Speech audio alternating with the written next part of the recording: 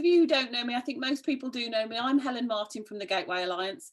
Lisa Batchelor's also here this morning. Lisa, do you want to say a quick hello? Good morning, everybody. I'm sure most of you have had some form of conversation with me in recent weeks, but yes, I work with Helen and we run the School Business Manager with Philippa all together.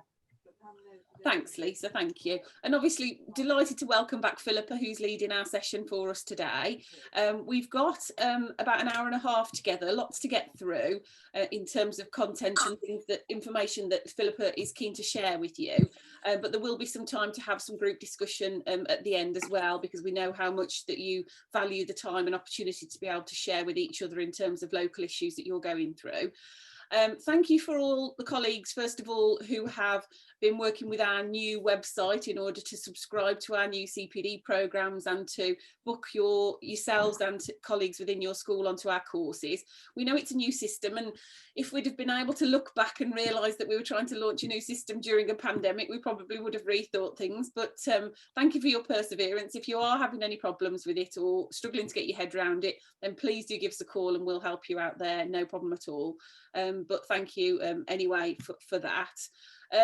I've got nothing more to say in terms of, I will just mention, we met with Gateway directors last week, towards the end of last week, and we were discussing, because the plan at this point or at the beginning of the year was that we were hoping to bring back some face-to-face training sessions and CPD sessions from the spring term. Having a conversation with heads last week and looking at the current situation that we're in terms of the pandemic and the restrictions, etc., we've made a decision that we're probably not going to bring back face-to-face sessions until Easter now at the earliest. So that means our next meeting of this group is likely to be online again in the spring term.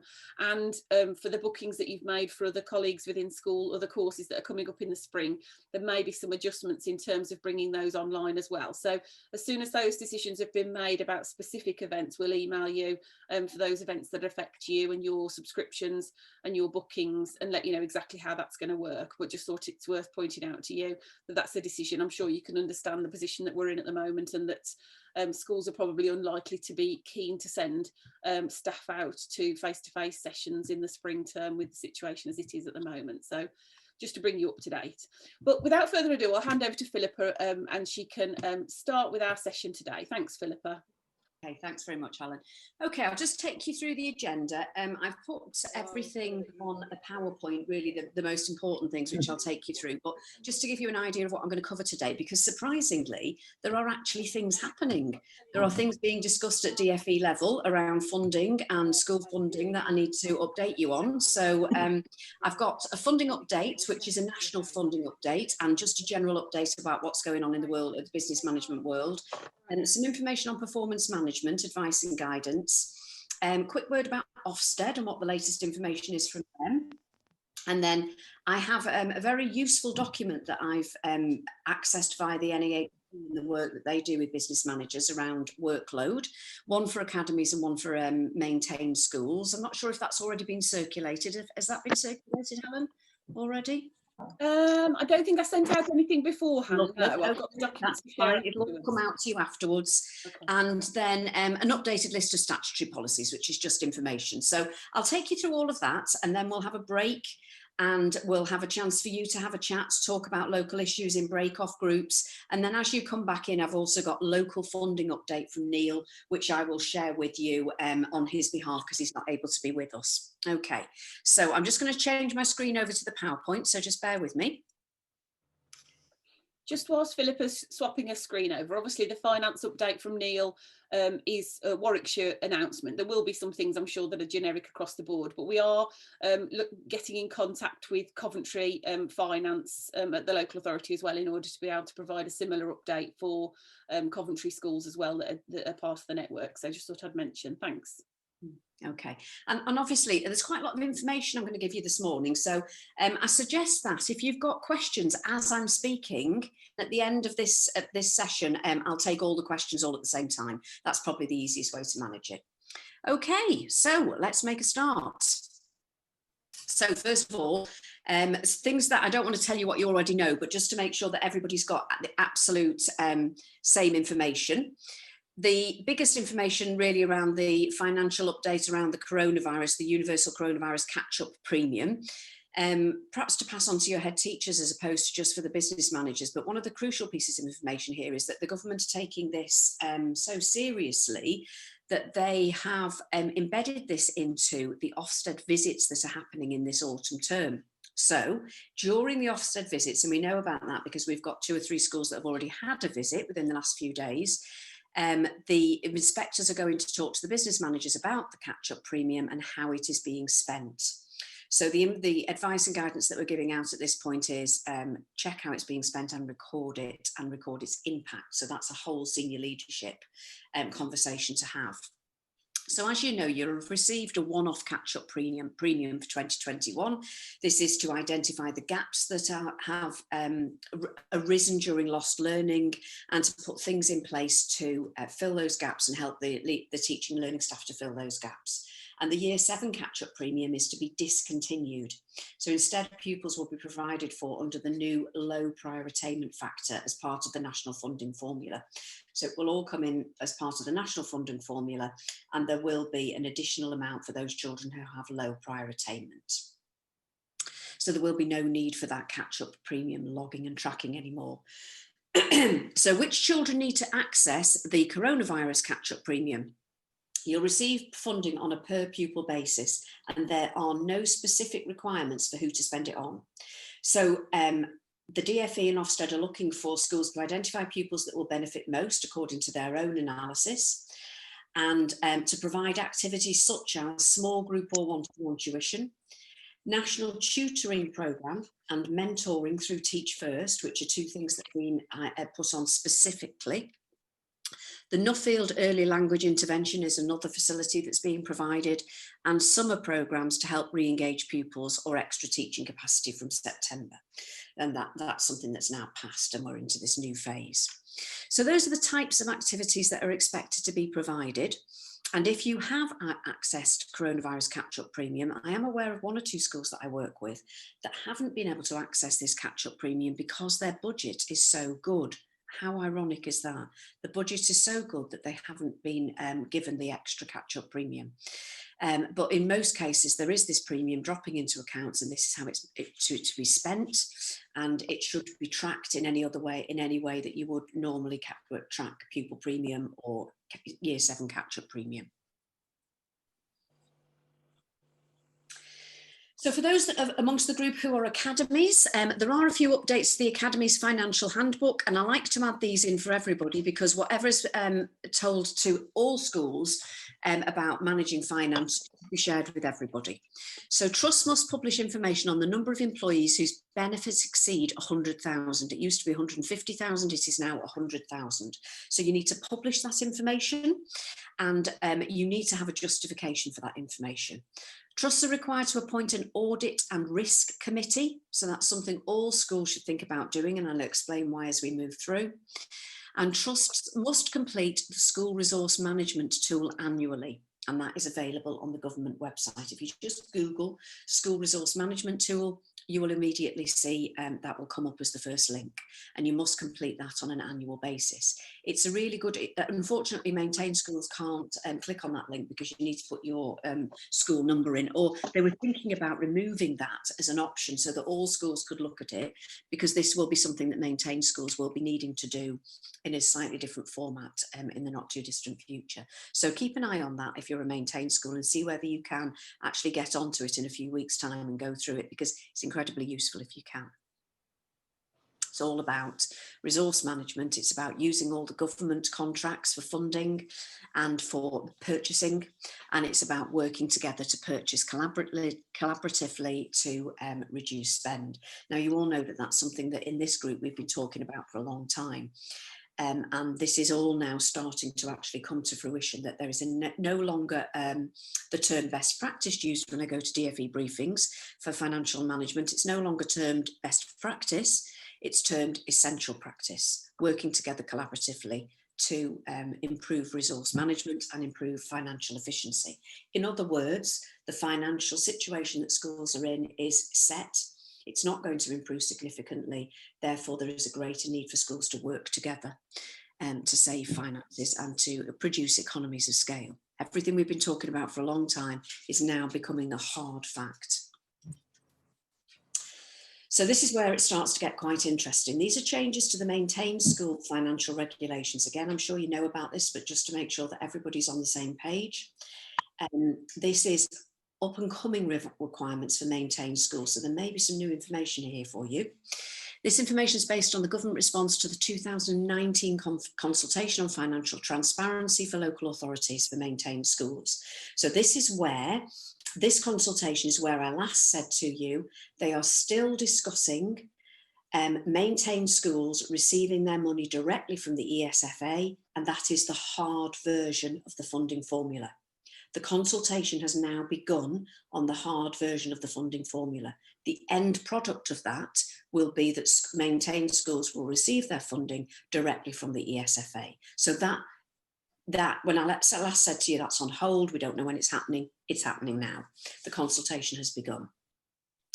So maintained schools are also being expected to submit a 3-year budget forecast to the local authority, and between the 30th of May and the 1st of June of each year, starting in 2021-22.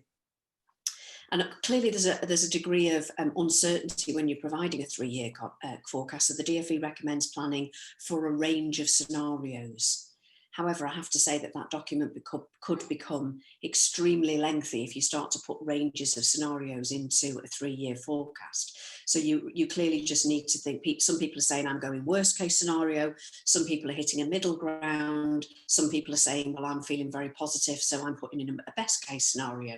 And clearly these budget forecasts are going to range significantly according to the stance that the business manager takes when compiling them. So maintained schools are also now being expected to record and declare related party transactions. So that is by the end of the financial year 21-22, submitted to the local authorities by the end of March 22. So you'll be required to attach a list of related party transactions to your response to the new question in the school's financial value standard about your arrangements for managing related party transactions. And there's additional columns in the Chief Financial Officer's assurance statement where you'll need to declare the number of related party transactions and the value of each. So what exactly is a related party transaction? It's where your school awards a contract to a person or a body that has close links to your school. So it's when in your governing body, very similar to when you ask for conflicts of interest, it's anybody that may be given a service level agreement, a transaction, a piece of work, and they have a close link to the school that just needs to be declared. For example, if a governor or a member of staff has a stake in a company bidding for a contract, they must declare the interest and not take part in the procurement procedure. That might be something you already do, just as a standard. But what's very interesting here is this has been embedded in the Academy's financial handbook for a long time, and it's now being rolled out to maintained schools. So even though the consultation for money coming directly through the ESFA has only just started, there are 1 or 2 things that are already being rolled out in preparation for that to happen.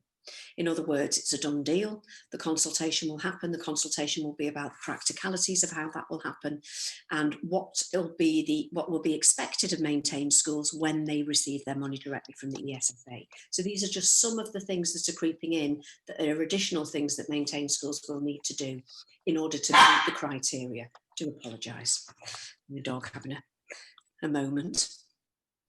You will also need to submit a recovery plan to your local authority if your deficit rises above, can't quite see the figure I've got there because I've got something in the way of it, but you can read that on the screen.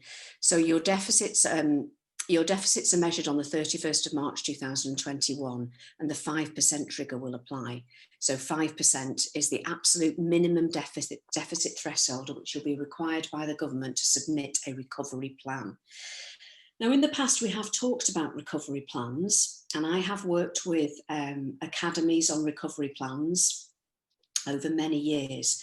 So if any of the maintained schools within this group find themselves in that position from March 2021 onwards, then you can get in touch with Helen, who can get in touch with me to provide you with a template for a recovery plan. And a recovery plan is something that you can either do internally, or you can get an external person out to help you with.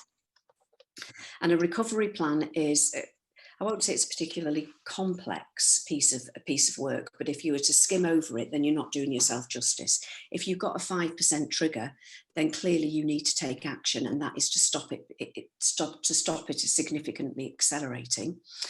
And you will initially look at economies of scale. You will initially look at how you can tweak resources and just bear with me a moment.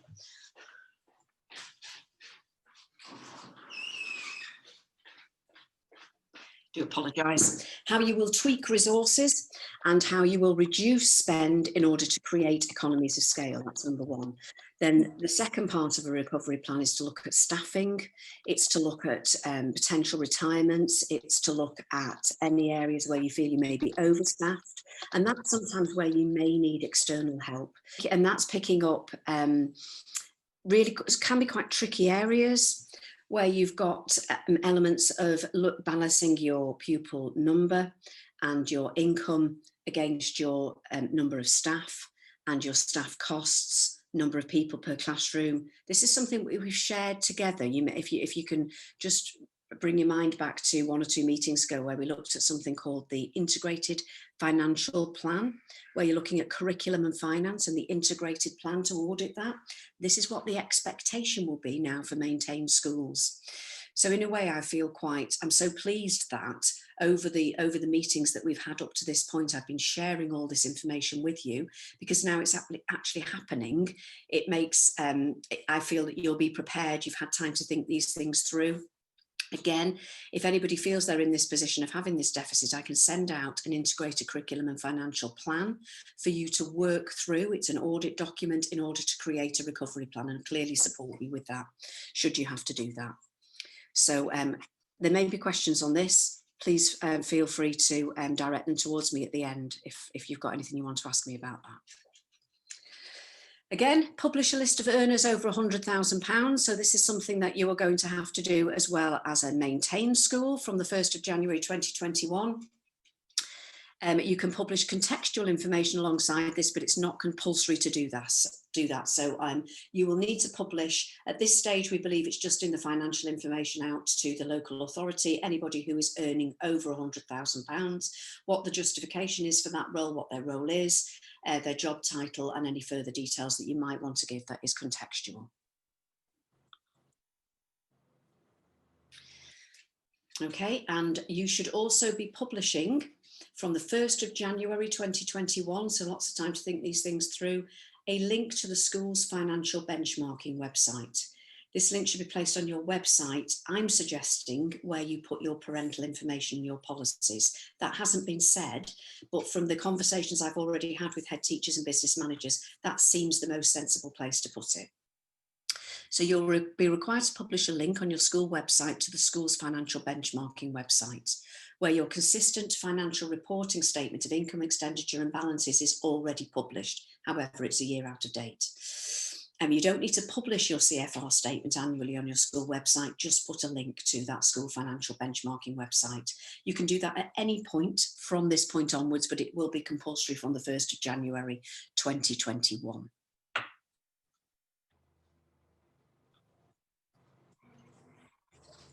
And then performance management, advice and guidance. So just moving on to a slightly different topic now. That what I've given you is all the information on the hard formula that is now under consultation for your money to come directly from the ESFA.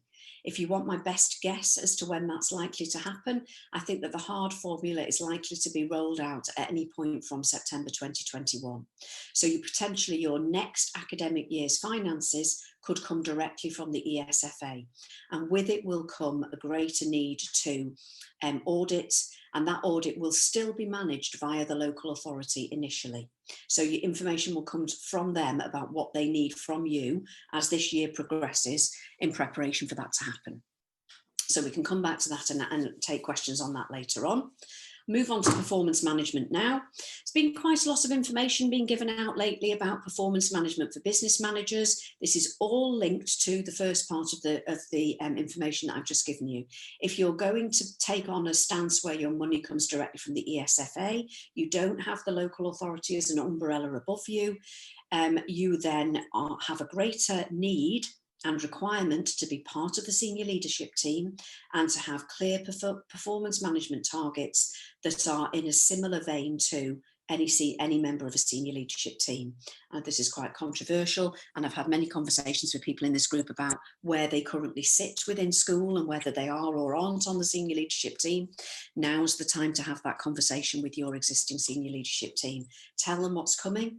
Tell them what the expectation will be for your role and how you should be included in that group, and how your performance management should be part of the senior leadership performance management. So firstly, identifying who is your line manager. That should be somebody who is a senior leader in the school, because you will become more solely responsible for financial management within the school.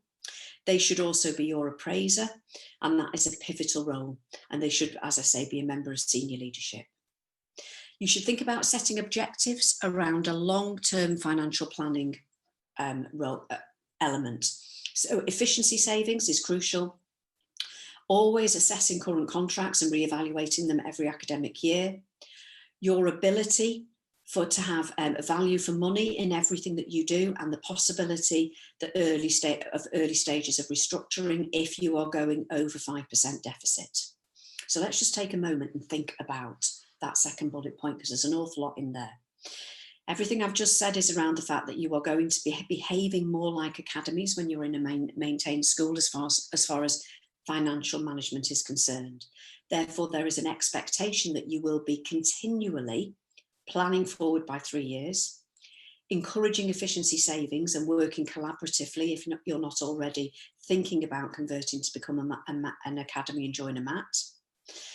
Always reviewing your current contracts with a view to behaving like academies, shopping around, not just going to the local authority, shopping around for the cheapest contracts that you can get that offer you the best value for money. That's all your service level agreements. It's not just about the cheapest, it's about what gives you the best quality of service. So only yesterday I was talking to a group of business managers, and we were talking about their HR contract, and we were looking at the contracts that they had on the table. They'd all, as a group, gone out together to get the best value that they could. And they decided not to go with the cheapest. The cheapest was the local authority. They decided to go with the second cheapest, which was a commercial company, but that was going to give them a stronger service. So that's about moving together, whatever format that might be in, to get best value for money. And then consider, if you need to, if you are reaching the 5% deficit, the early stages of restructuring. And I feel that that isn't something that you can do without support. I have lots of documentation that I can give you that would help you if you were in that position. So please speak up if you think you're in that position. You also need to include targets for professional development, financial outcomes, and leadership and management of the business management. So again, this is something we've talked about for a long time, but this is the academic year where you need to identify whether you are on SLT, are part of this SLT performance management structure, have a governor who is responsible for finance, is helpful to you and meets with you every half term. Start to think about really logging efficiencies, logging economies of scale, and preparing to have more independence with your financial management from next September onwards. So your evidence for evaluation. When you have set your objectives, evidence historically from what business managers have said to us comes from minutes of meetings, school data. And again, this is the time to, if you don't already do this, I think we've had this conversation, we've established that most people in the group do, but make sure that you are using professional financial management software which is linked into your SIMS or Bromcom system, so that you are generating reports which show clearly the projected forward over 3 years, and that they automatically bring in any changes to pensions, etc., so that you can clearly see what your financial information is. And that data can be used as evidence for your appraisal process.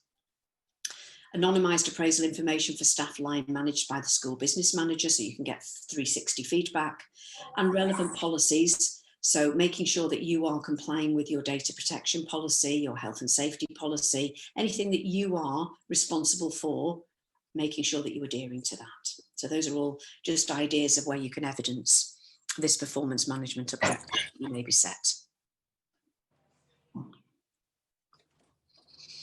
So then we move on to the new framework and what Ofsted expectations are of you. So I've thought for a while from DFE briefings and Ofsted briefings that there was an implication, that's all I could ever say to you really, there was an implication that inspectors were going to want to start to look at, or be asked to start, not want to, be asked to start to look at budget implications and curriculum plans. That was why there was the introduction of the integrated curriculum and financial audit document. That's why the money is going to come directly from the ESFA to schools. So there is no top slice from the local authorities, and the government know exactly how much schools are being given. All they know at the moment is what they give local authorities. They don't know how much local authorities top slice and pass on to schools across each borough. They also will want to know how that spend is being met. Crucially, what they want to know in order to make decisions about the next stage of education and the education sector itself is, can schools afford to manage their school improvement plan with their current budget? They need to monitor that for the next 2 to 3 years. If they feel that the answer to that is no, then they will have to move forward with a greater emphasis on academisation and moving into multi-academy trusts, as they did with the NHS and NHS trusts. So they're gathering information, and their way to gather that information is through Ofsted inspections, where they will be having a conversation with business managers about whether the finances will accommodate the school improvement plan. So this can't just be left to business managers. This needs to be part of the SLT dialogue. Finance needs to be in the school improvement plan. Governors need to be aware of the curriculum plan and the school improvement plan and whether the budget matches that. So they need to see those two documents hand in hand now. They probably always have in your schools, but now it's imperative because they will be asked about it by Ofsted inspectors. So those conversations will happen with business managers, with senior leaders and with governors. And that's the training that's currently underway with Ofsted in preparation for this academic year. And it will start with the coronavirus catch-up funding and everybody's understanding of how that's being spent. So examples of that: change the proportion of staff teaching different subjects over a period of time and manage associated costs. So budget implications of curriculum plans, the types of things that inspectors will expect you to have considered. Changing the proportion of staff teaching across different subjects according to the changing curriculum. Consider the different cost implications associated with any different assessment systems you're looking at and the cost that that may involve. They're just a couple of examples that I've tried to think of. What you will find at the moment is that the senior leadership in your school is looking closely at curriculum because it's part of the new framework. So they're looking very, very closely at what they can do with their curriculum to make sure that children are doing more than the national curriculum, how you're meeting the needs of the local community, how you're building the social skills of the children, and those things may incur additional costs. So be aware that those conversations will be happening in your schools, and you need to be part of that in order to be prepared for the next Ofsted inspection.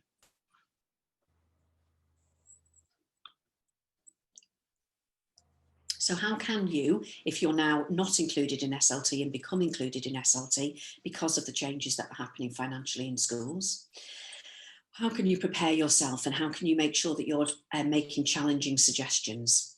So you need to be aware of the financial implications of any changes SLT are proposing. You might not want to go to every meeting, but you have to now be aware of these changes that they're proposing. And you need to understand the cost implications and benefits of any decision. So sometimes it's worth spending money because the impact on outcomes is going to be so great. That's what a school does. It spends money to have benefits on the outcomes for pupils. But it's understanding that cost implication, making sure it's included in the school improvement plan, and it's included in any information that goes to governors and any discussions with SLT. So really quite important things there.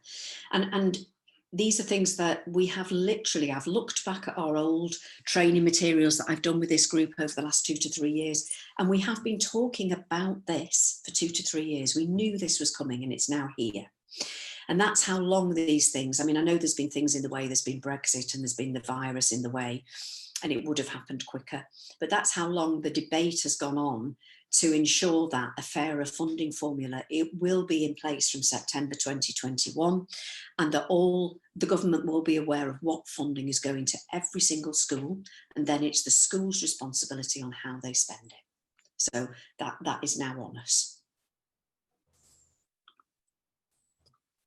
So how can you make sure that you are included in your school improvement plan? Ask yourself these questions. Do you have financial objectives for the next 3 years in your school improvement plan? So you'll look at your school improvement plan, you'll see that there's a section for teaching and learning, there's a section for leadership and management, there's a section for outcomes. Is there a section for financial improvement? If so, great. If not, put one in, and then prioritise all the issues that you believe could potentially bring you into deficit or cause you to have any form of financial issue moving forward. Allocate budgets to activities, so make sure that there is a financial line against each activity. Make sure budgets are adhered to and spent in accordance with the school improvement plan, because that's the document that will be interrogated by Ofsted inspectors and governors and the ESFA eventually. Evaluate the impact of actions on outcomes. So always make sure that if you've put into any kind of improvement plan that this much money is being spent on, let's say, a piece of assessment software, because that's just something solid. So after a 3-year period, make sure that the impact of that has been measured and that that is value for money. That's the phrase that's going to be used continually. Is it value for money?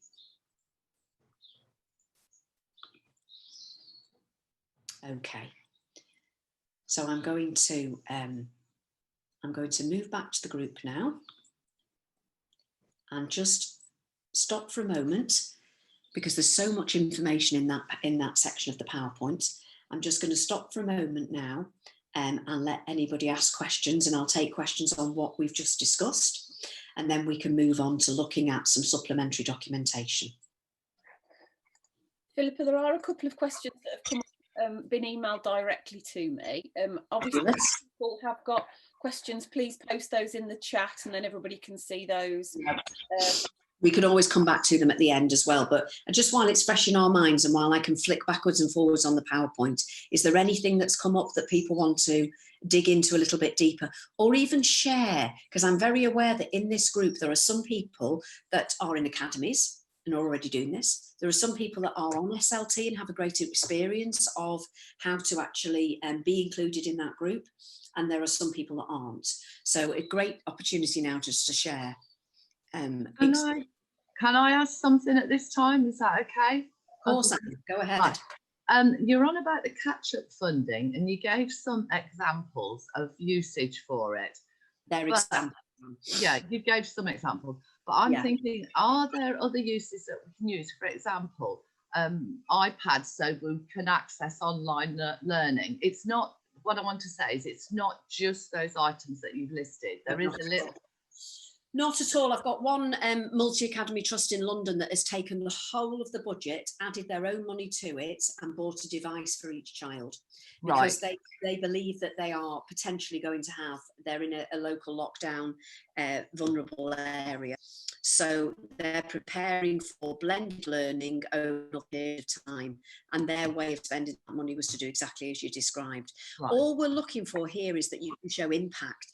Now, that's a very easy thing to show impact from, because you buy those devices and the children can access blended learning. That's an impact straight away. They've got access. So yeah, it's use your imagination. Nobody's going to hold you to a list as long as you can show that it's had impact. Right. What they don't want is they don't want it to just sit in a budget and be spent on other things. That's all they're looking for. Fair enough. I've got a couple of other little things. You referred to the related party transactions, and you put on your PowerPoint, ask for value of related party transactions.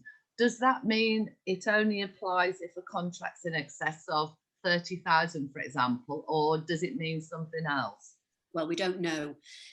We don't know yet because that information hasn't been published, but I suspect that it will be that you need to establish what the value is of the contract that is that you're declaring, but that it will be for every single piece, every single contract that may have a related party within the school, regardless of the value. But that will be part of the information that you will be asked to declare what the value of the contract is. Right. And it may be that if they are inundated with these related party transactions to review, they're only going to look at ones that are above a certain value, which is why they're asking for the value. But we don't know that yet. Oh, okay, fair enough. So they'll have to wait to be told we'll about have to wait and see on that one, yeah. But I think you're going to be told to declare the value of everything, but it's whether they then review that with every single contract. Right, okay, thank you. Thank you, Anne. Anybody else got anything they want to comment on or question? Philippa, there's a couple of questions that have been emailed to me directly. One from Laura that's related to that party transactions conversation. So does this also apply if you have a related party hiring school facilities? Yes, you're going to have to declare that. Okay. Yeah. When we say transactions, if you just think about it, I mean, I've started to spend a lot of time thinking about this over the last couple of days, because you've got to just think about it. You've got to break it down logically. Any transaction whereby anybody's benefiting in any way and they are involved in anybody within the school, that is a related party transaction. So it may be that there isn't even any money exchanging. It may be that they're using resources free of charge, like, for example, going into the school hall free of charge, but they still have a benefit for doing that. So that is a related party transaction. The value for it might be nil, and that's what you'd declare, and they wouldn't probably investigate it any further, but it's still going to be something you need to declare. Thanks, Philippa. I'm just thinking, should we stop sharing screen and we can see each other on the main screen a bit more, and then it will help with sort of discussions and questions. Do you want to do that? Stop sharing your screen, Philippa, and then everybody. Sorry. Yeah, of course. Main screen. It feels like we're more in the same room then. That might be nice. There was a question from Joe, out to other schools really. What are other schools doing regarding track and trace record keeping for external visitors? She was talking specifically about music lessons starting in school and how hard it can be to get registers emailed at the best of times. So what are other people doing in terms of track and trace record keeping for external visitors? Well, we keep a hard paper copy record of all our visitors who come in, obviously name, contact number. We tell them they cannot use the electronic signing in because of risk of contamination, and then we keep that. And I think the instruction is you should keep that information for 7 days. That's what we do. It seems to work quite well. So only the people in the office on their individual resources enter the information onto our hard copy, and that's how we exercise it. I don't know what other people do. I wanted to create a QR code, but it was ruled out by SLT. But I had a look into it. It seems quite easy to do, and I just thought that took the responsibility off us a little bit, because obviously if a visitor scans in, then it's all done and recorded. But yeah, I don't know if anybody else had even considered it or not. Yeah, we've done that. We've got the QR code as well. It's so easy.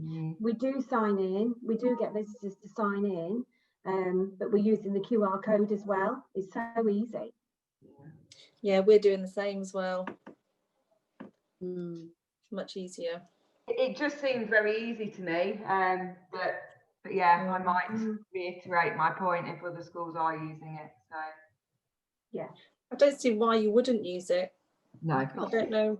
What was their reason for not wanting to use it? They're currently logging visitors on Teams if they hold a meeting with them, but I just thought it left an opportunity for somebody to slip through the gap. You know, I think someone mentioned music teachers. We're starting back music lessons next week. You know, they're not actually coming to visit anybody. I wouldn't be logging a meeting with them. So I just thought, yeah, scan the QR code anyway and was job done. But our music teachers are coming back from this week, actually coming onto site. So I know they stopped doing paper registers and were submitting them on their iPads. and Warwickshire Music were only going to send them to us every 6 weeks, but that's no good. And they're all working from home. They're not replying to emails very well. So I was being specific with music. I didn't know if anyone had actually started theirs yet. But I can't see any other way. They've been told they can't submit a register to the school directly because of the risk of contamination. But I can't see how that's going to work. When you say register, sorry, because our music teacher started back today. Right. And I give him the register because the children sign up with us, so he doesn't know who he's teaching until he gets to us. And then I've given him the names of the children. So I don't know. We haven't had any new members. They're picking up the people who had lessons last year. Yes, well, already. ours are as well, to be fair. But they don't want them apparently to pick up information from the school offices like they have done before. Doesn't make sense. But I think probably every music teacher that come might have a slightly different take on what they can and can't do.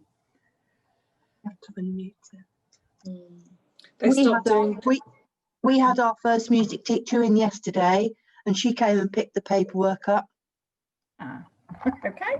Yeah. Oh, I see. Ours was fine with that as well. I mean, we'd only got 6 kids, so there wasn't that many. But I think the one who rang us yesterday in preparation she was the one who told us no, that wasn't to happen anymore. But we'll just try them. Well, it did yesterday. They haven't taken paper registers from us for a very long time, and they won't share the information, which is very difficult. We've been having this conversation for months with them way before lockdown. When you've got a parent then saying, well, my child hasn't had a lesson today, we've got no visibility as to what's actually occurred. But I'm finding Warwickshire Music quite difficult to work with at the moment. I don't know how anyone else is feeling. Do your parents sign up through Warwickshire Music then, rather than signing up with the school for music lessons? Because our parents just tell us if they want music lessons, and then I book the hours with Warwickshire Music. Yes, that's what happens with us. Because while during the term we don't have anything to do with Warwickshire Music really, we just are directly involved with whoever. Well, it's the guitar teacher Stefan that comes to us, so we don't really have much to do with Warwickshire Music. But they never answer any of your questions that you ask them anyway. You're right. Because I was interested to know what was going to happen about being charged for lessons that children miss because they're self-isolating. Because if they miss 2 lessons, that's an awful thing for us to be charged for, and them to be charged for, when it's not really an illness. And they haven't got back to me on that one. They haven't asked me about that, answered that question.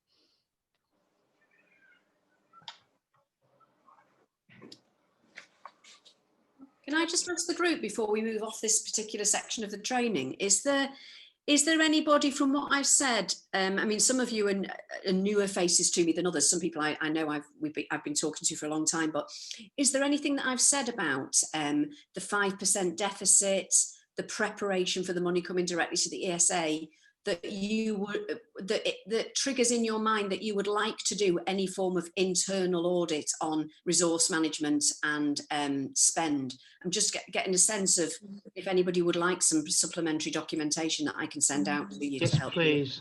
You. Yes, please. Yeah, definitely, absolutely, 100%. Yeah, I'll send that out to the whole group then. So what you'll receive, and when you receive it, you might think, why did she send me this? It's no use whatsoever. So let me just put it into context for you. What you'll receive is questions to ask. And sometimes you'll think, well, these are ridiculously simple questions, but ask them, because sometimes historically things have just gone under the radar and nobody's actually asked the really simple questions about, how many children compared to how many teachers, etc. So some very simplistic questions to ask, and then an audit of how much each class costs, etc., etc. And what you'll find when you get the information is it gives you a benchmark, but you'll probably need to, as a group, compare it with each other in order to get a sense of where you are compared to other people, because then you'll have a sense of whether there's any areas you can make savings on. Because sometimes I find when I do it with an individual school, the data looks quite, you just think, okay, what is that telling me? Then I say, what does yours look like? What does yours look like? And then I get, okay, this school is overspending in that area. So if you're going to do it, I suggest that you all declare amongst yourselves who's doing it, then you share your findings to give you some sense of where you can make savings. Okay, and I think that between now and the next time we meet, I will have some more information about what the audit requirements will be for from local authorities to maintain schools when the hard funding formula comes in. So rather than waiting to the next session, I'll send out interim documentation, and then we can talk it through in the next session. So you've got time to think through the implications. Does that make sense? Yeah. So I'll go through everything I've got, and I'll send you as much audit resource as I can find on recovery plans and audit for finance. Okay. We'll post those documents into the members area of the website. We'll send you an email after this. You should be able to log into your Gateway account and then click on your School Business Manager subscription and get into the members area there, and we'll post all those documents on there. And if there's anything new in the meantime before the next meeting, we'll ping you a quick email to say that we've updated it on the members area. We'll probably put something on the School Business Managers Facebook group as well, for those of you who are on that as well. If you're not on the Facebook group and you do want to join, that's a closed Facebook group just for this network. Please do ping myself or Lisa an email and we'll add you onto that network, that closed group. Great, okay. So if there are any more questions before I move on to the next couple of documents? Do questions at the end anyway, so perhaps think through. I've just got a couple more documents I just want to show you. They're going to be loaded into the members area, so once you've seen them, you can pull them off there and use them. And then we'll break up into groups and you can have discussions about local issues, and then you can share what you've discussed before the end of the session, okay? So I'm just going to go back to sharing my screen, and I'm going to pick up, I'm going to pick up a document that's been developed by the NAHT business management arm. And there's one for maintained schools and there's one for academies. I'll pick up the document and show you the maintained schools one. I think it's quite useful, but I'm not doing your job. So you have a look with me and I'll share it with you afterwards, and you tell me whether you think it's useful to you. So I'm going to pick that up and share it with you. Then I'm just going to show you a quick charging and remissions checklist for your remissions policy. And a statutory policy list updated. I probably won't show you that because it's really very boring, but I'll make sure it's in the shared area so that you've got a list of all the statutory policies that you need to have on site and those that need to be published on your website, because that has changed. In July, August, that list was updated. And if you haven't seen that list from your local authority, it's a useful one to have. Don't know, has the local authority sent that out to you? Anybody seen that already? Doesn't look like it, no. Okay, that'll be useful for you then. Okay, so I'm just going to share my screen, and I'm going to show you those documents now. So this is the maintained schools version of it, and this is tasks for school business managers. So this is annual tasks. It's broken up into annual tasks, and then a little bit further down we get to termly tasks, and then we get to monthly tasks. And this has been developed over the last academic year between myself and the team on the NAHT who deal with business management.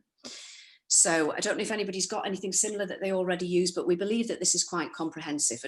And just to give you an example, I'm not going to go through every single box with you on the screen, but it just gives you an example of, let's take annual tasks, finance and resource management. So we've got some notes here.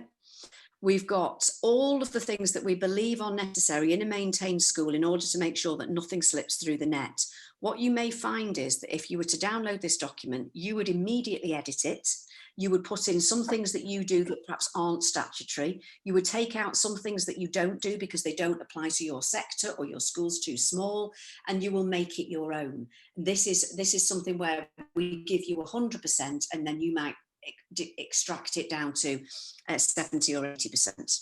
So in it are all the things that we expect you will need to do when your money comes directly from the ESFA. So you'll see lots of reference to the school improvement plan.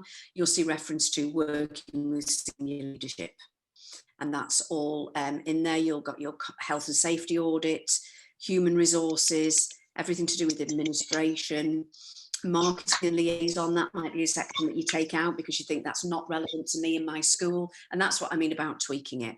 ICT, and your termly tasks, everything to do with premises and human resources, contracts, administration, and then monthly tasks. So you do you check on your annual tasks and then your monthly tasks, and you complete it as the academic year progresses. I hope you find it useful. You're one of the first groups that's going to have sight of it, and it's going to form part of the business management training and the business management qualification. So I'd really appreciate your feedback on it as well. Really appreciate you telling me what you think of it and how much you've had to tweak it. We expect you to tweak it, but how much you've had to tweak it. Okay. Well, I'll come back to comments at the end. So we'll make sure that's in the area for you. And I also want to share with you charging and remissions policy checklist. So this is a checklist you can download. The charging and remissions policy out, double check all of this is in the charging and remissions policy. The reason I've highlighted this is because we know from the recent Ofsted visits that have happened over the last week and a half that because Ofsted are asking more questions about finance, they are also scrutinising the financial policies on the website as well as the teaching and learning policies. So they always used to look at safeguarding and all the teaching and learning policies. They're now looking at the financial policies to make sure that they are also up to date. And charging and remissions policy is the last financial policy that had updates to be included. So I just want, as a backup, I just want to make sure you've got everything updated. So that's a quick checklist for you to do there. And this is also, I'll just show you this very briefly. This is all of the policies that you will need to have, and you are listed at the top. So there's the policy. Whether you are a local authority maintained school, do you have to have it? If you're an academy, do you have to have it? What's the review cycle and what's the approval level? So this is just again for you to do a double check to make sure that you have all the policies in school that you are required to have on a statutory basis. So all of that will be loaded into the central area for you to download. Okay. So I think the best thing to do now, if I can just stop sharing my screen again, is to come back to Helen. And you're there, Helen? Yeah. Hi, Helen. Hi. And ask you to break people up now into their groups, and then have a chat about, I'll just give you a remit have a chat about everything that I've said so far to you and any implications and any extra questions that you want to raise. What's going on locally around the last conversation focused on your data protection audit experiences. I suggest that you have a chat about what you're doing with the coronavirus catch-up, because that will be a great share and a good practice. What you're doing about signing in, etc. You've already had a bit of that conversation. Health and safety. Have your senior leadership embedded coronavirus health and safety into your safeguarding policy and your safeguarding procedures, and is that published on your website? Those are the types of things I think it would be useful, but clearly there'll be other things that you can think of to have a chat about. Then when the groups break, when we come back after 10 or 15 minutes, you can share from each group what you've talked about, and then we'll take final questions before we finish. Okay, anything you want to add there, Helen? No, I was just wondering how people wanted to group themselves. I can put you into random groups. That's obviously the easiest thing to do. I can just send you off into groups of 5 or 6 so you can share across the network.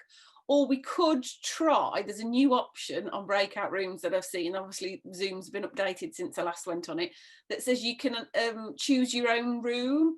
So I could click on that option and then you could choose which room you want to go in, and you could perhaps choose to be in a room with people, with the colleagues that you know are in schools local to you, if that was what you would prefer.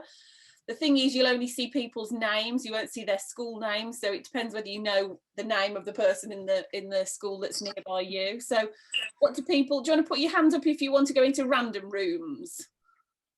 Yeah. Wave. Should we just do random rooms? Yeah. Okay. I'll put you in random rooms then of about of about 5 to 6 people, and we'll send you off, and like Philippa says, about 10 to 15 minutes conversation, and then we'll come back and share some of the things that you've been talking about. If you've got any questions or queries, there's a button at the bottom that says ask for help. Press on that, and then one of us will be able to come and join you in your room to answer any questions or help you there. So I'll press go, and you will get a message on the middle of your screen that asks you to join your breakout room. So we'll see you shortly. Thank you. Welcome back. I hope that was a useful opportunity to colleagues. Yeah. Around the right amount of time, would you have wanted more, or maybe a little bit more? Maybe a little bit more. Okay, for next time we'll try and increase it. Let's do that then. Yeah, that's fine. Got everybody back now, Helen? Feedback then. Yeah, lovely. Okay, so you were in 5 groups. So if you were in group 1, if somebody from group 1 wants to give us some feedback on what you chatted about and share what you share your good practice and any questions. Do you know which groups you were in? Group 1 was Anita, Fiona, Jane, Jo Webb, Laura, and Lynn. Yeah. So one of the things we talked about was extended provision and how we're running that, and the impact of COVID, and if we're having any difficulties with that. But obviously we're all running it slightly differently, and any difficulties that we're having with staffing, etc. Okay, anything you want to share from that, Laura, that came out as useful that the others might want to hear? I think it's just some people have different staffing arrangement, whereas staff change over during the session and parents are charged for the amount of time that they're there. Whereas, for example, our school, it's the staff stay for the whole session and parents have to pay for a whole session regardless of how much of that session they use, because we have to pay for the staff and all the resources regardless of how long the children are there. So it's just based on, I guess, the needs of the school, the needs of the staff, but it's how you manage it whilst maintaining the bubble system. Okay, that's really helpful. Thank you, Laura. Anything else from your group before I move to group 2? Okay, so if any feedback from what group 2 discussed, any best practice to share, any questions? So in group 2 we had Ali, Anne-Marie, Jo Hill and Karen. Well, we just talked generally about SLT arrangements and catch-up funding, and this is general discussion really. Possibly a few minutes discussion on SLT and involvement and financial advice and how that works. Okay, and anything that came out of that, Anne, that you think you thought that needs sharing? It's good practice for the others to know about. I think there was quite a diversity in how we all work in our individual schools. And no, it was just general differences really in how they applied. But with the visitors, it was interesting about the track and trace, because we do the track and trace, but I don't know if everybody does. So that was just a general thing because we were advised to do that. So yeah. Okay, anything from group 3? So group 3 was Angie, Claire, Becky and Steph.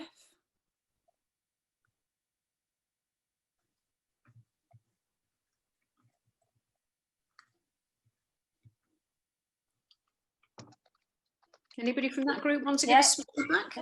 We talked a bit about wellness, and then we were talking surveys and how we found the lovely forms on the email system, which is life-changing. Also saying about some of the things that were discussed by Philippa today, the 3-year budget, the 5% deficit. Warwickshire were really good because they already make us do a 3-year plan. They already do a lot of work with us if we are heading into a deficit. So as a company, they are really positive. So I think it's that when we move to the new funding formula, will we still get that support from Warwickshire? I think we probably will get some support because they'll want us to buy into something from them. So it's in their vested interest to help us as best they can because they don't want to lose out. But no, I thought the breakout was really useful. I think you're absolutely... Did I miss anything, Claire? No, I think we spoke around the bubbles and positive cases. Gatherings of staff was sort of one of our bugbears. I don't think the staff probably appreciate how crucial it is that they don't gather within certain areas around school. So yeah, we spoke about the well-being of ourselves and the staff in general. Yes, I think that was most areas covered. Excellent. Okay, just picking up on that point that you made about the local authority and funding. My understanding is that they are trying to put the audit procedures for the maintained schools into the local authority finance team so that those staff are retained. So there will be, as Rebecca said, there will be an SLA to buy into so that they can keep an eye on your 3-year plan. I mean, I don't know the detail of this, but I will next time we speak. They will know your 3-year plan. They will be able to give you recovery support if you're heading towards a 5% deficit, but I suspect it'll be an SLA that you buy into in order to maintain that team. So some areas of the country, lots of people will buy in, finance teams will be retained. Some areas of the country, nobody will buy in and lose them. Just the same as every other team in local authority that's happened over the last 6 or 7 years. So it is about, it is in their best interest to really look after you. So make the most of that while you can. Okay, I've forgotten where we're up to. Was that group 3? Group 3 that was. So yeah, group 4. Thank you very much, group 3. Group 4. Jeremy, Joe Pound, Lorna, Margaret, Nicola and Susie. We talked generally about how each of us felt whether we were part of the SLT or not, what we needed to do to make ourselves more part of SLT. I sometimes feel I'm just sort of told to, here's what we've decided to do, go spend the money or find the money. And I think some of my colleagues felt that they're in a better position than that. So it's just a case of developing as we go along. Jeremy, the way you've just described that is exactly how I find 50 to 60% of business managers that I work with. And it's if you're in a maintained school moving forward, that's quite a leap to move from that mentality to, no, sorry, I have to be in the decision making. I have to make sure that we can afford it before you make the decision and announce that you're going to do it. That's quite a leap, actually. And that's exactly what I was referring to in the training, that's the, make sure that they understand that that's what's coming, basically. That's the step that you need to take. Yeah, you're right. And the other thing I mentioned is there seems to be a feeling that, well, we've all been here before, they'll find the money somewhere, we'll be bailed out. And I think that's going to be quite a difficult thing to overcome. It's going to take quite a lot of pushing to get that changed. Yeah. I mean, at the end of the day, I can never say to you, hand on heart, I know that the funding formula is not going to, they're not going to throw a huge amount of money into education over the next 12 months. But I've never felt more sure that what we've got is what we're getting than I do at the moment. Especially with all these changes that are now under consultation. I think, yeah, they're absolutely eking out every penny and making sure that no local authority, because you'd be surprised the difference in top slice across the country. And the thing is in maintained schools, you don't know what your top slice is. You receive your funding every year. You're not entirely sure how much the local authority's extracted. You just know what funding you get every year. You might have a shock when it comes directly from the SFA and see what the full amount is before there's any extraction, because that's what you're going to get. And until the government do that, they don't really know whether schools can manage or not. Okay, anything from group 5? So group 5 was Liz, Emma, Louise and Sarah. Hi. So I'll just say that we talked about this whole new Ofsted requirements, and it's a bit daunting. Because as a maintained school, we've in the past been told what to do, what we need to do, and we've got on and done it. And for me, I find it quite, wow, where do I start? What do they want? I mean, I'm just going to look at your checklist, and I think we all felt quite, whoa, where do we begin? And are we going to be supported with what we need to do next? And I agree, a few of us are not on the SLT, and that was something that we really need to get on with. Emma came up with a really a good thing. She said that she bought some books from Amazon. Can you share that, Emma? Is she listening? Yes, yeah, I can. My phone wouldn't let me very easily kind of get to the ones that I bought, but it was there's a lady called Julie Cordiner who's written some budgeting and finance books, and it kind of just goes into a lot of more detail with them, and I think, you know, it's kind of coming from a bit more of an academized sort of way of looking at things, but it will give us as business managers a bit more background into kind of sort of more budget setting and other things to think about. I know we all kind of do budgets, but it's just kind of giving it a bit more context around some of the elements of it. Yeah. And with budget reviews and things like that. And I've also bought, I forget the name of the lady, but it's a book written in partnership with ASCL, School Business Managers Handbook, which is really, really useful. Got lots of different things in there. Yeah, I've heard of that. Yeah, you know, so we can put links, can't we, Helen, to these? Yeah, absolutely. If you want to send me the links, yeah, we'll do. Is that okay? And then I can. Yeah, absolutely. Yeah, I'll make a note to do that. Okay, that's really useful. Yeah. Yeah, I wouldn't be daunted, Elizabeth. I really think that I honestly believe, and trust me when I tell you this, I honestly believe that Ofsted are far more worried about the conversation from their side than they are from yours. Remember, they're massively out of their comfort zone. They didn't want to do this. They didn't want to be talking to anybody about money.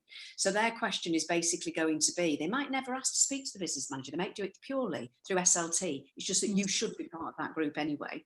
Their question is going to be, can you afford your school improvement plan? They're not going to ask to go through your details of your budget. They just want to be able to see that you are recording whether you are thinking about money and whether you can afford it. And to a certain extent, they are information gathering, because if every school that they go to says no, they know they've got a major problem on their hands, because nobody can improve if they can't afford to improve. So it's information gathering. I do have a list of questions that Ofsted may ask school business managers. So I will circulate that. I could have shared that with you today. I'd forgotten it until you said that. I'd forgotten about it, but I'll make sure you've got a copy of that.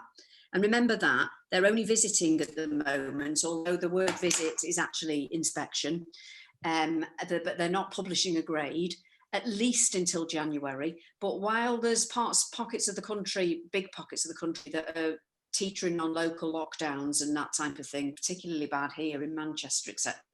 I think that it's unlikely that they can't start inspections until they can do it nationally, because they can't start just doing one part of the country. They're going to get out of sync, because their calendar is how many years it is since you've been inspected, not where you are geographically.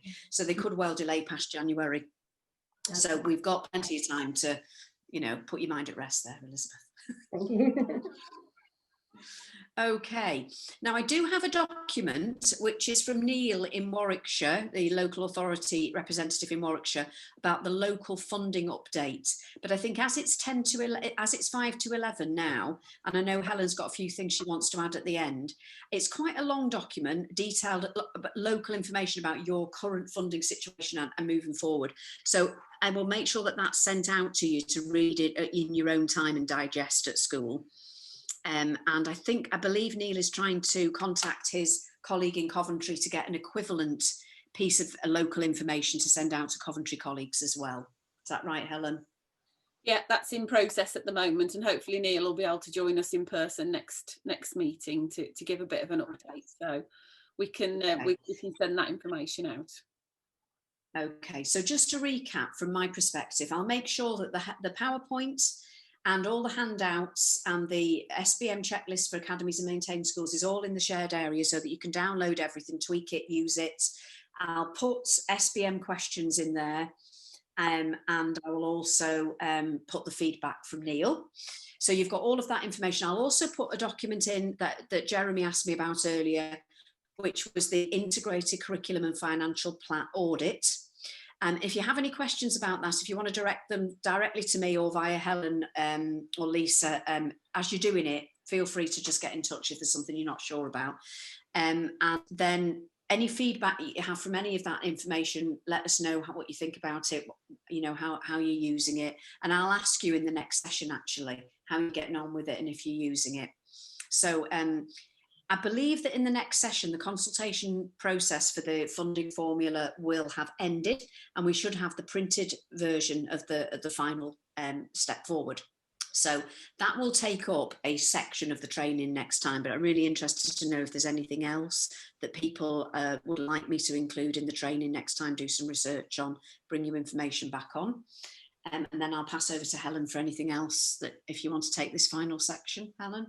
Yes, absolutely. So if anybody wants to shout up or pop anything in the comments, the chat facility, in terms of things that you want us to cover next time, I am going to post a link. In fact, I'll do it now and then it's, oh no, I've just launched the poll. That's what I've done first. So let me just talk to you about this. Obviously, I said at the beginning of the session that we'll probably be online for the spring meeting. So that's coming up on the 9th of February. Obviously, today, based on your feedback previously, we've met in the morning. More than happy to meet in the morning if that's a popular choice. We've extended it slightly. These webinar sessions have been an hour and a half previously, but because Philip, there might be quite a lot of content to cover at the next meeting, we'll put it in for 2 hours. And obviously, if we finish early, then that's a bonus. But if we schedule it in for 2 hours, that's where we'll go with that. So if you just give me your feedback in terms of whether your preference for that is to be morning or afternoon. And then I will, I've just posted in the chat, hopefully you can all access the chat, a link to the feedback form. So if you click on that link, it should be a live link, hopefully. You'll be able to get to the online feedback form to give us your feedback about the session today, and also what topics you want us to focus on in the next meeting alongside what Philip has discussed there. So please do give us your feedback. As always, we want to make sure that these meetings are really useful for you.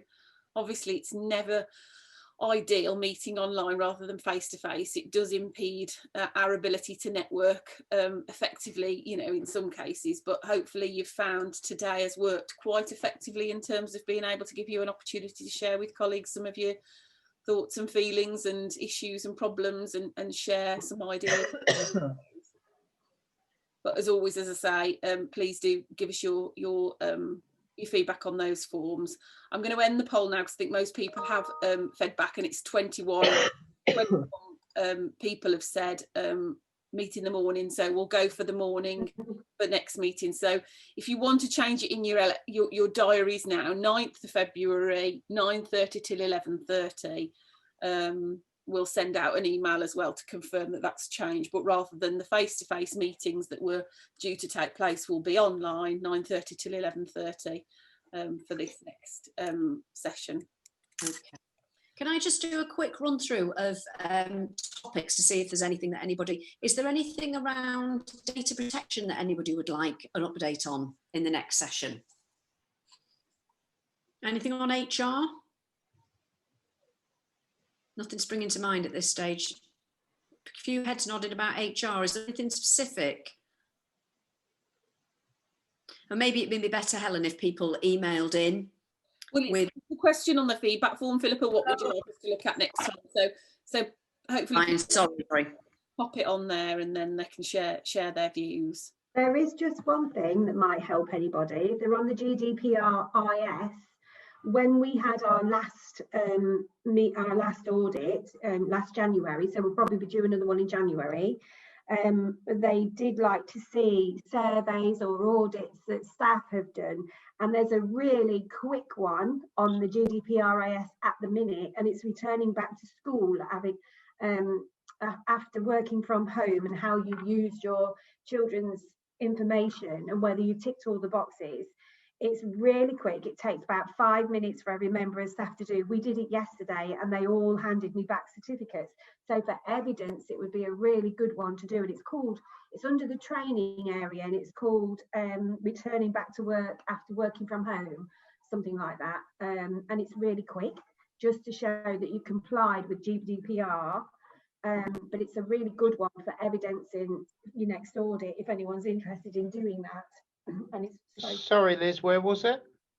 so, do you subscribe to the GDPRAS, General Data Protection in Schools? Yeah, if you go on to training, there's three different trainings. Obviously, the other two don't apply to teachers, but there's the middle training, says returning back to school or returning back to work after working from home. And it literally is a 5-minute online questionnaire, and you just tick all the boxes to say that you protected the children's data, you haven't shared it with anyone, you haven't put it on individual home machines, and then it produces a certificate. And I sent it out to our teachers yesterday, and every one of them did it in a heartbeat. So it's really good. And it also shows that they've gone on to the website, which they don't do. Thank So you. it's a really useful one for them to do. And you can evidence that then when you do your next audit. Great, thank you very much, Liz. Okay. Clock. I don't know where that's coming from. Very nice. Oh, sorry, that's my cuckoo clock. Brilliant. Oh, I love it. That's the end of our meeting. My dog barking and Anne's cuckoo clock. Brilliant. Well, thank you ever so much for Philippa for leading our session today, and thank you colleagues for joining us today. I hope you found the session useful. Before you all go, would I be able to speak to Emma at Milby, Anne-Marie at Croft, and I think Jo Byrne at Welford's gone, hasn't she? We've got a Senko meeting happening this afternoon, and we've not got Senko details from your schools. So if you can stay on at the end, we can just get those details from you. That'd be really great. Can I ask one last question before we go? Does anybody know very much about this new temporary continuity plan that's effective from the 22nd of October? It just came through yesterday from the DFE. Does anybody know much about it? It says we've got, as a school, we have to provide access for remote learning.